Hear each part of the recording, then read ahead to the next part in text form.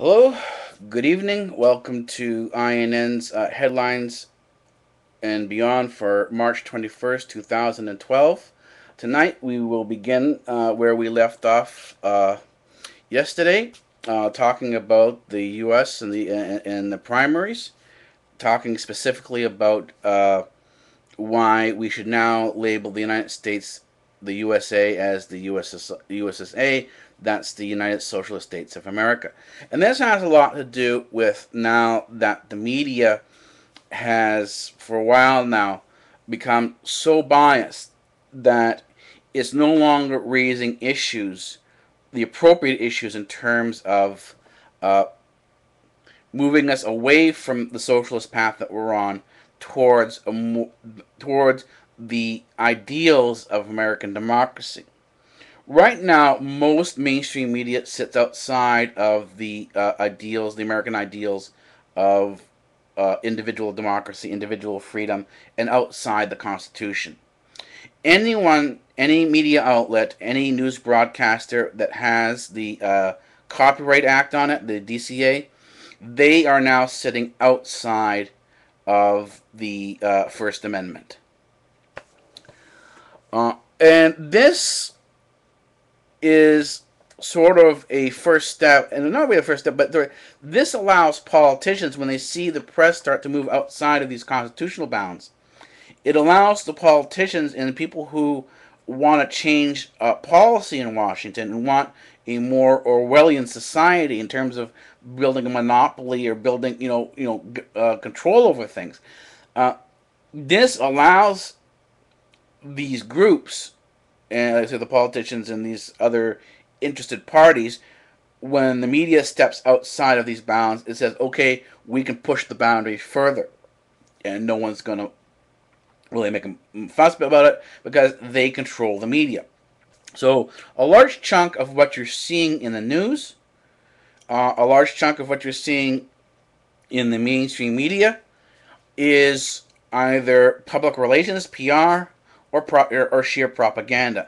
There's always things in the news that are presented on the news that have hidden information that people don't want you to know. And this not only affects the primaries, but it should affect the primaries because we now have a political environment, a political situation going on in the Republican Party and in the Republican primaries that say they want smaller government and they want a more constitutionally oriented government. And if they're saying these words, is now we got to start seeing some proof of evidence. We need some proof that they're going to do this, not just simply talking about this. And this kind of highlights sort of the unfortunate shooting, and this is what happens a lot of times with a lot of the shootings and events that you see on TV.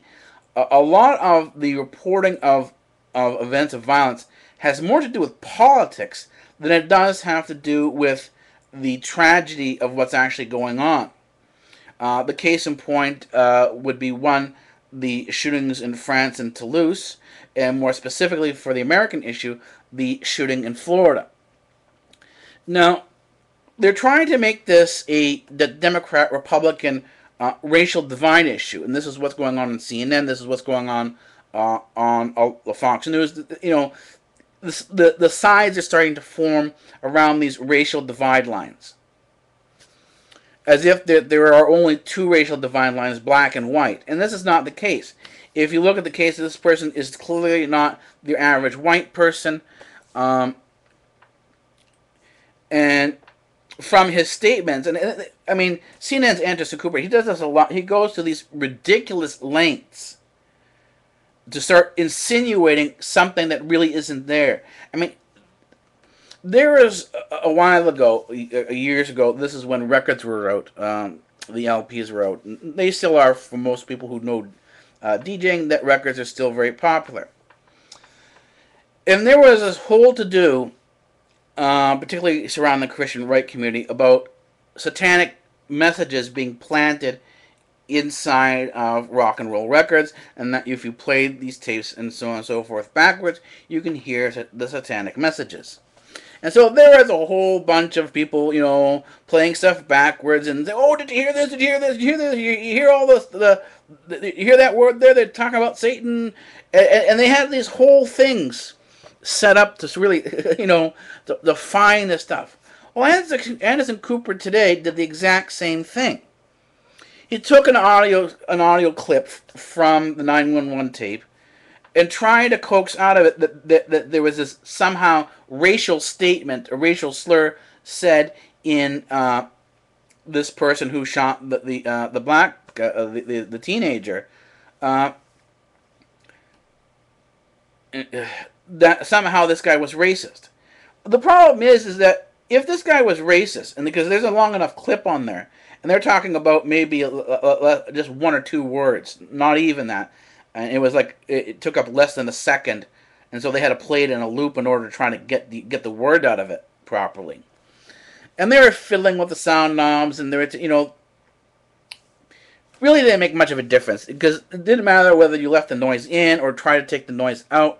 It was exactly the same thing. What you heard was purely up to interpretation of what you heard. There's no way you could prove that, oh, this is what the person said. It was all interpretation.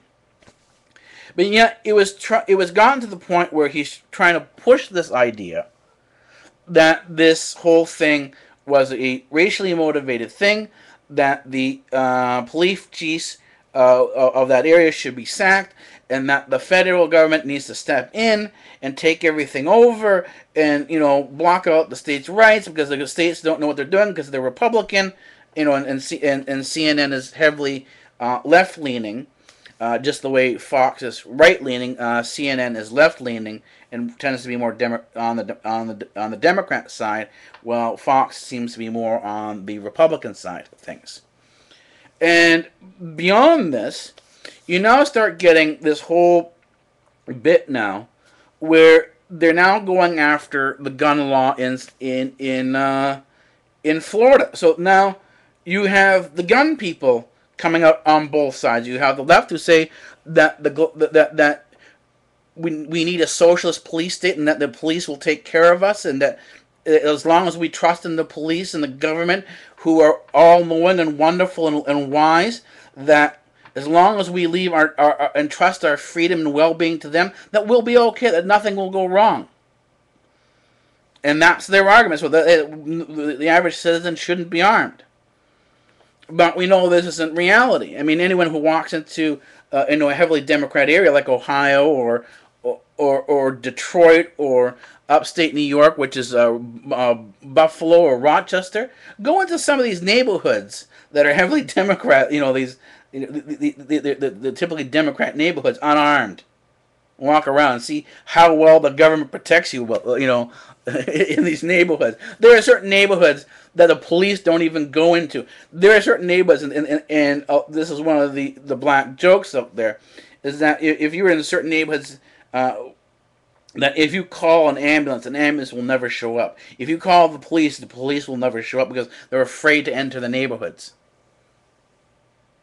And so, how does not having a gun, where is this so-called all-encompassing government, this government protection? And I think I'll show you abuses, and this is what I'll be showing over a period of the next few weeks. I'll be showing you government abuse, abuse by authority. And it's ironic because a lot of you'll see that when I present it, some of the best ways to produce a document and present an argument is not to say anything at all. To find clips out there that will say everything for you.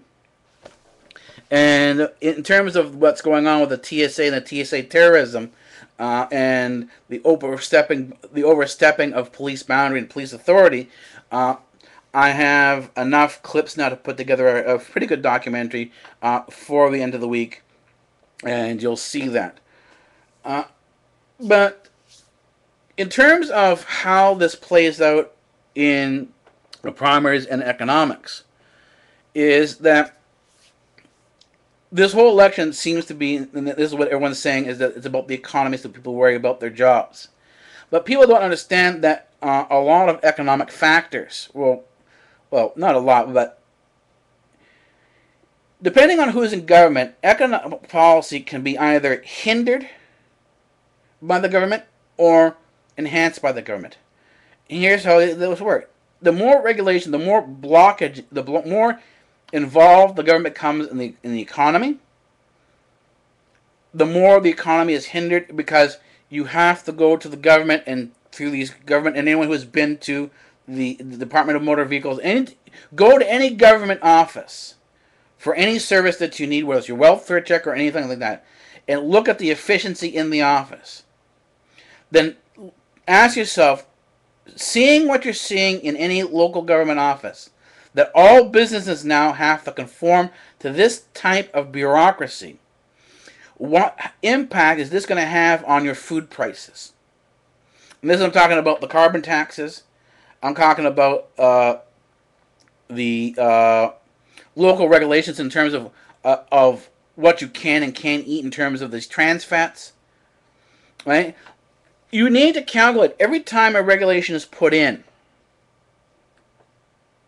And most of these reports that say that this is scientific are not scientific. They're political. It's a pseudoscience. There's been no real proof that these things cause harm. Then it's going to impact the price of what you're paying for that food item.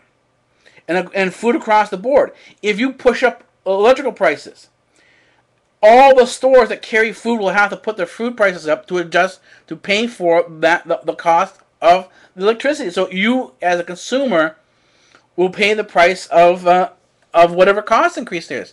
So yeah, when you have these academic economists saying, "Oh, it's no problem if people pay a little bit more for their electricity," aren't considering, and most of these academic economists, the reason why they're academic economists is because they're not qualified and don't have the capacity to be working for the banks and the real big money there. They haven't stepped into this at all. And so their work is simply academic. It's not applied. It has never been applied. But if you look at the impact of these we call these acceptable increases, these tiny increases. Yeah, it's tiny if you have a good salary or you have a good job. Well, what happens if you have no salary, if you have no income? And this is the people who are out in poverty or near the poverty line. If your income isn't going up by the amount of the food is going up because of these taxes and these regulations, then yeah, food prices are going to go up, but you're not going to have. I mean, how do you have an increase of living your income when you have zero income? So let's say a 10% rise in your, and this is not what's actually happening down in the food stores. Food stores, you're seeing 60% rises in price. You're seeing 60 to 70% inflation. You're seeing, people will tell you this personally, that unemployment is more than 20%, because people tell you they know a number of people who are unemployed. And they're always hearing about people who are always becoming unemployed. I mean, this whole concept that the economy is starting to turn around is all done with statistics. It's manipulation of the statistics in the system. The economic turnaround is not real. It's not in the fundamentals. You can't have an economic turnaround while you're still regulating businesses out of existence.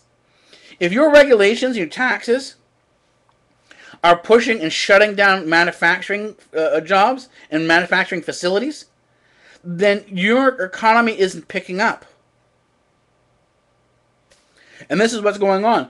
The EP regulations is banned the manufacture of light bulbs in the United States. So all the manufacturing of light bulbs went to China. It's banned a lot of the drilling in the United States for oil. So a lot of the drilling now has gone to China. And ironically, there was just an announcement today on the BBC that Royal Dutch Shell has signed an agreement to start drilling in China for oil and gas. So they're going to get the oil and gas. And Shell is not an American company. Shell is a European company. Exxon is our American company. So our American companies have been left out, and the Europeans are going to get more oil and gas from China now. And don't be surprised when the EPA restricted refineries in terms of how they can grow and rebuild, in terms of the building new ones too. Don't be surprised when they move to China, because there is now an argument that a large chunk of these refineries, when they time out, that they're going to be relocating to China. So now ask yourself, what effect on your personal wallet does these carbon taxes, all these regulations, have on your local food store? One is an impact when your gas prices go up because there is an environmental restriction or a carbon tax. What impact does this have on the food that you're buying? Then ask yourself, who do you want as president? Who has done a better job in the economy? Ask yourself whether or not you see an economic impact because of political policy. And if you don't want that impact there, or a negative impact from political policy, then you have to remove the political policy that's causing the negative impact. And so which politicians are talking about this? Which politicians from which party have actually proven that they've done this, that they've actually removed taxes and regulations that have caused economic problems? And so these are the things that should be in the primary. They're not being reported on the news. They're not. You don't really see them in terms of this level of discussion when, or this depth, when you're watching a mainstream media broadcast.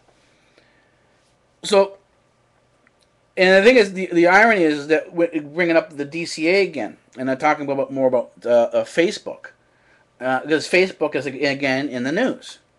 Facebook, anyone who is on Facebook and has tried to set up a page knows that in certain cases that pages have certain restrictions. There have been now people noticing on the blogs that certain web pages of political dissent from around the world has been disappearing. And in the news today, pops up on the ticker, and this is from India and Bangladesh, that in the Bangladesh courts blocks blasphemous Facebook pages. And it doesn't actually have to do anything to block. They think, that Bangladesh has an off switch for the internet. It doesn't have to do that. The off switch, the censorship, is built into Facebook. Then this is what I'm saying what's happening to Facebook. This is, to a certain degree, this is what's happening to YouTube. That a lot of the censorship features that we say is not American, and that we're saying that things should be open, comes from us. It's already embedded in the system. So they don't even need to wait for SOPA to come up, or I protect IP for these things to pass,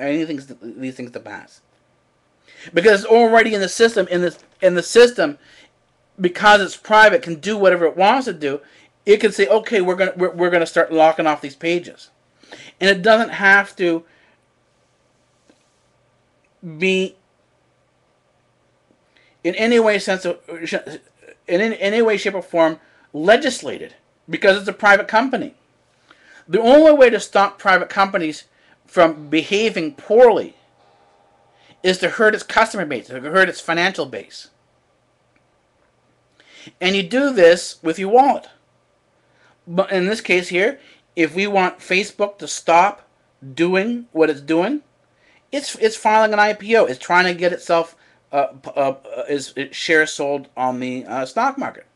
If enough Facebook users get up there and make a large enough roar over this censorship, just the way we done for 2012 went viral, if we could do the same thing for stopping Facebook censorship, and we get it out to the shareholders, I can guarantee you that this censorship will stop. And this is the same thing for YouTube or any other business out there that's running these services that promote censorship, even through DC or whatever. If you start threatening their wallets, you start aiming for their shareholders, and that's the way to hit their wallet, they will stop. this won't be an issue anymore. And the thing is that, again, we haven't heard any of the politicians mention this. This has never been mentioned on any of the mainstream broadcasters and any mainstream media because they're part of this DCA fascism. They're part of the censorship problem. So why would they be against it? And this is what I'm talking about. Rush Limbaugh. I'm talking about Glenn Beck too. They all have the copyright on there. The left, what's his name? Jon Stewart. All of them. Stephen Colbert. This is another popular one on the left. He's another PR puppet of the Democratic Party, and all these people who make these quote unquote statements, and this includes Lady Gaga and anyone out there standing up there and saying they have a political point and they want to make this artistic political statement. Well, you can't do that if you're hiding behind the DCA and the DCA's censorship. It doesn't mean anything because no one can criticize you. No one can challenge what you say. So this now leads into, of course, how we behave locally.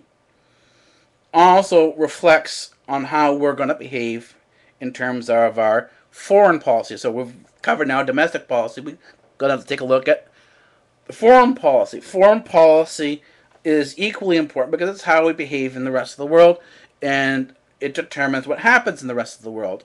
If you look at advertisements for the Navy and stuff like that, they always have these, how they're the heroes and so on and so forth, and they're going in saving people. But the problem is, if you're also out there at the same time being the terrorists, it kind of defeats the purpose of being a hero. And we see this in Pakistan, right? While we are criticizing Syria for killing innocent civilians while it's trying to defend itself against attacks from an armed insurgents inside of Syria, just the way we have Al-Qaeda and the Taliban in Afghanistan, Syria has a similar problem inside of its own borders. And this is what's going on inside of Syria. Syria's having an armed uprising. It's not a peaceful. It was never was a peaceful uprising, even though this is what it's been stated on the news and all the major media outlets, including some of the government outlets. They're trying to position this as simply the government repressing its people, and it's not that at all. This is a full-out war between an insurgent group and the official army. And the people who are being killed, the citizens who are being killed in between, is what the United States and Israel likes to call collateral damage.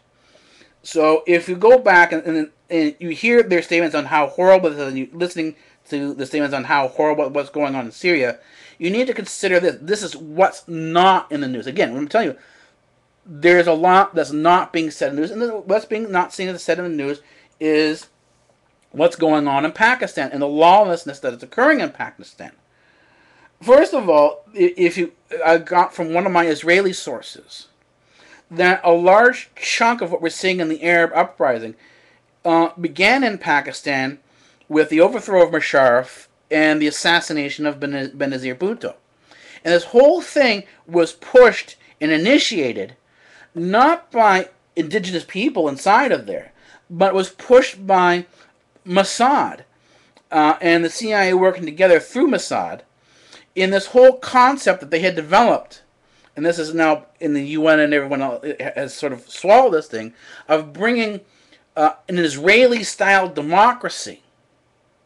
And there is discussions on these inside of some of the Israeli sources about bringing an Israeli-style democracy to the Middle East, and this includes Pakistan here, because Pakistan is sort of, because of its insurgents and its connection to Al-Qaeda, is now in this sphere of these Islamic states, and they want to bring an Israeli-style democracy in there. So a lot of these dictators, as the political climate changed from George Bush to Obama, there was this whole new push now to really get rid of the old regimes that the United States has supported, because a lot of these regimes were installed by the United States initially, and this is we'll go in this more in depth later on as to who did what in the next few broadcasts as to the U.S.'s historical role within the region. And you can kind of see this if you watched the second episode of Daniel Jorgens' The Prize. You can sort of see this in there. So I'm going to leave this here for now. We're going to take a short break. You're going to follow me in, if you want to hear more, you're going to follow me in the link below to the second part of the headlines and beyond. And I will see you in a few minutes.